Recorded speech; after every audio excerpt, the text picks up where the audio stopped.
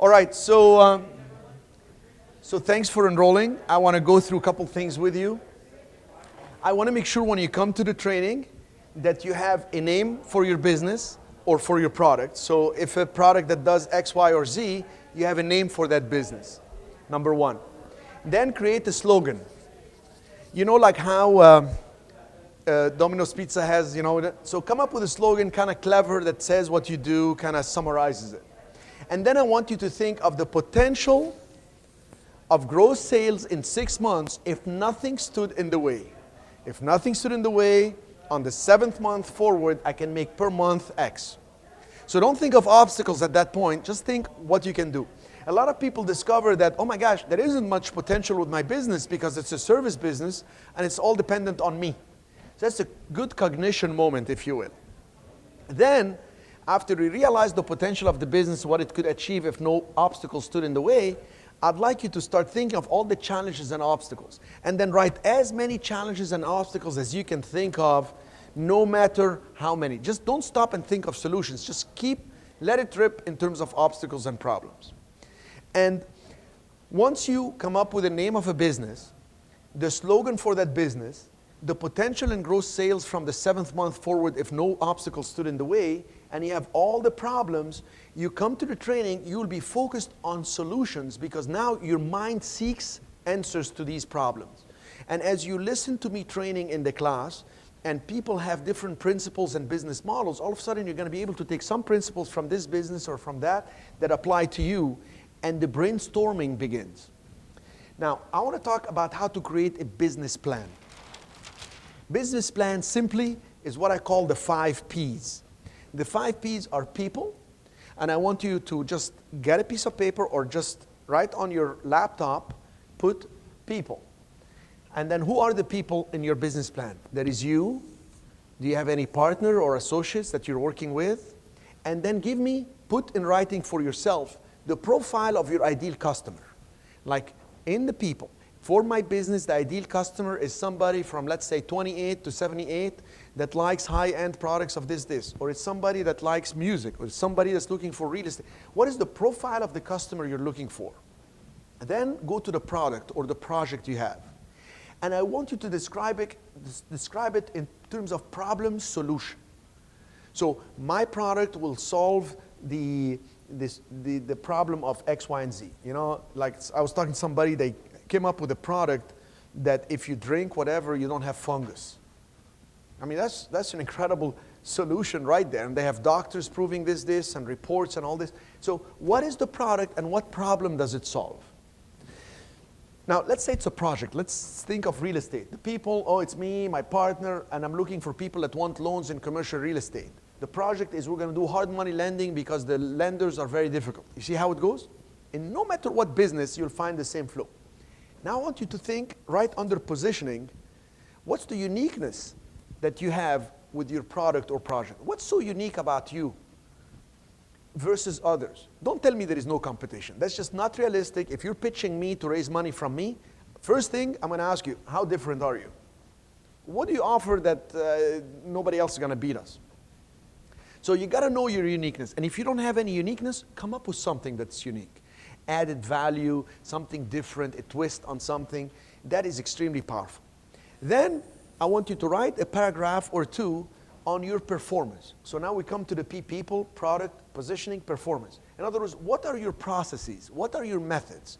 I design. The way I look at things is I take different colors, I mesh them together. I look at, I have these products, I do this. My process is I do this. If it's real estate, okay, I take buildings, I break walls, I create larger executive suites, and then we put them in furnished. So what's the performance? What are the processes and methods that you take?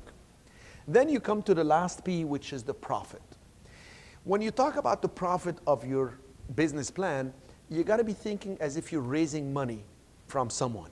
Think if you're raising money from me, I would want to see how much do you need in total dollars to raise? How soon do you need the money? For how long do you need it?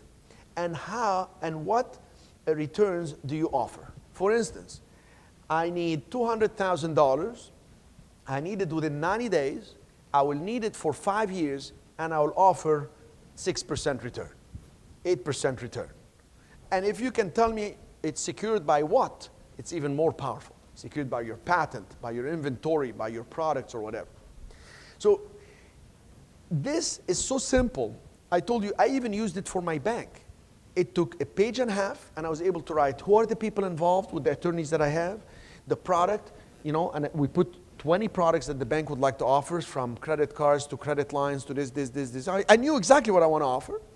Positioning, my bank will offer this that is different. I'll focus on markets that this, people that do this and that. The performance, here's how I'm going to do it. We process this through that, this. And the profit, we expect to make so much and make profit from the first year based on this and that, the formula.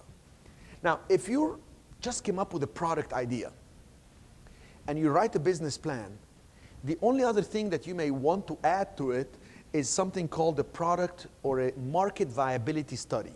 There are companies that you can retain, and we'll tell you about them in the class, that you can have them do a market study.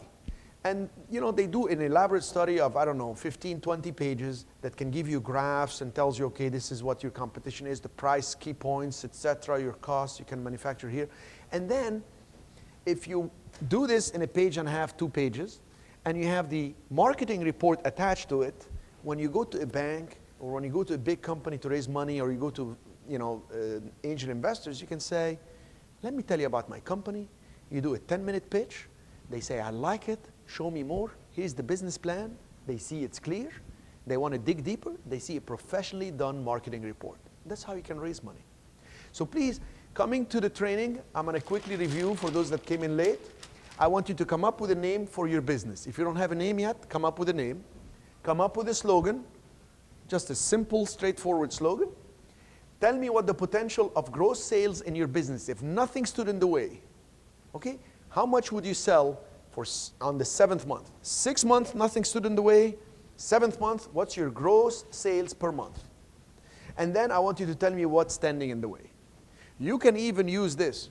You can start writing the obstacles based on this. I got obstacles with people. I can't find the right partners. I got obstacles with people.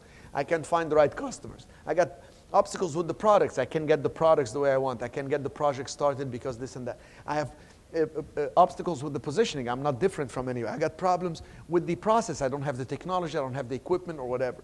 I have problems with the profit because it's just not enough profit right now, etc.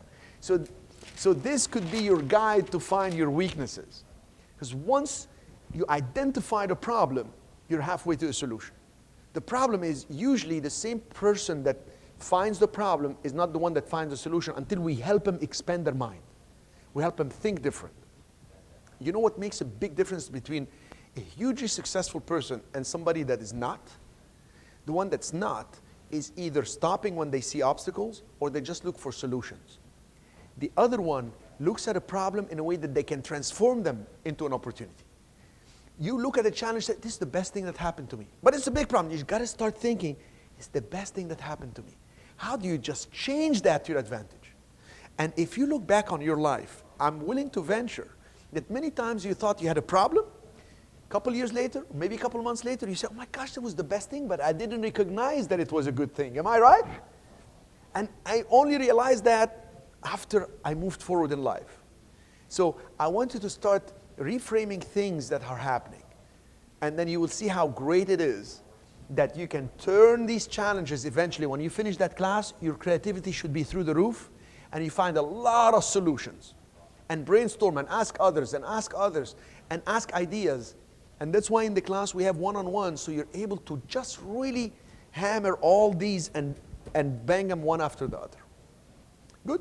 So thank you for your trust and for listening, and I hope to see you soon.